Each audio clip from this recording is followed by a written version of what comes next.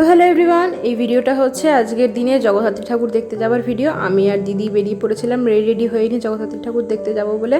তো ফার্স্টের দিকে ভিডিওটা করা হয়নি, যেহেতু একটু তাড়াহুড়ো ছিল, সকালের দিকে তো ঘাটে গেছিলাম, ছটি মায়ের ঘাটে, তো সেই জন্যই আর কি করা হয়েছিল না। তো আমি আর দিদি, আমাদের সাথে গেছিলো হচ্ছে মৌমিতা দি। তো আমরা সব ফার্স্টে রেডি হয়ে বেরিয়ে পড়েছিলাম স্টেশনের দিকে। তো যেহেতু ফার্স্টের দিকে আর ভিডিও করা হয়নি, তো এই ক্লিপগুলোই তোমাদের সাথে সব ফার্স্টে শেয়ার করছি। তো আমি দিদি আর মৌমিতা দি গেছিলাম। আমি অনেকদিন পর যেহেতু ভিডিও করছি, তাই বলছিলাম যে কিরে কিছু বল। তো ওরা বললো যে হাই করছিল তোমাদের সাথে। তো আমরা ফার্স্টে ট্রেন ধরে নিয়েছিলাম, ট্রেন ধরে নিয়ে নেমে গেছিলাম হচ্ছে শ্যামনগর স্টেশনে। যেহেতু জগদ্দলে নামিনি, কারণ ওখান থেকে ঘাটটা একটু দূরে হয় বলে, তো আমরা শ্যামনগর স্টেশন থেকে টোটো না, অ্যাকচুয়ালি আমরা অটো ধরেছিলাম। অটো ধরে আমরা নেমে গেছিলাম হচ্ছে ওদিকে জগদ্দলের ফেরিঘাটে। আর ফেরিঘাটটা না খুব সুন্দর, তো তোমাদের সাথে দেখো শেয়ার করছি। মানে এত সুন্দর লাগছে আকাশটা। আর এই টাইমে না দিদির টিকিট কাটছিল ওই দিককার ঘাটে যাব বলে। তো টিকিট কাটা হয়ে গিয়ে আমরা যে জগদ্দলের ফেরিঘাটের দিকে আমরা চলে গেছিলাম। দেন আমরা যাচ্ছি লঞ্চে উঠবো।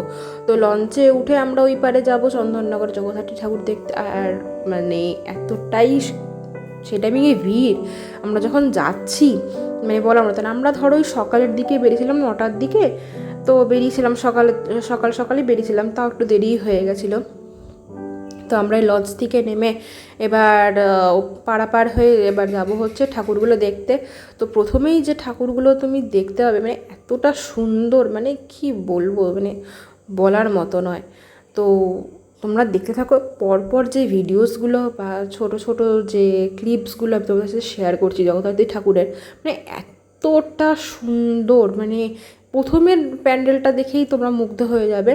তো প্যান্ডেলিং শুধু না, জগদ্ধাত্রী লাইটিং আর দেখা হয়নি, জাস্ট বিকজ অফ আমাদের ফিরতে রাত হবে। আর বাড়িতে একটু ঝামেলা না, অ্যাকচুয়ালি বাবা মা অ্যাকচুয়ালি খুবই চিন্তা করবেন, যেহেতু অনেকটাই রাত হয়ে যেতে পারে।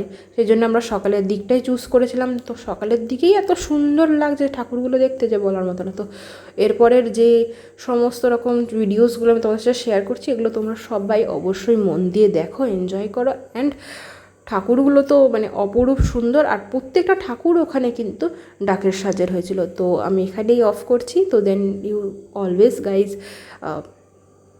C this video.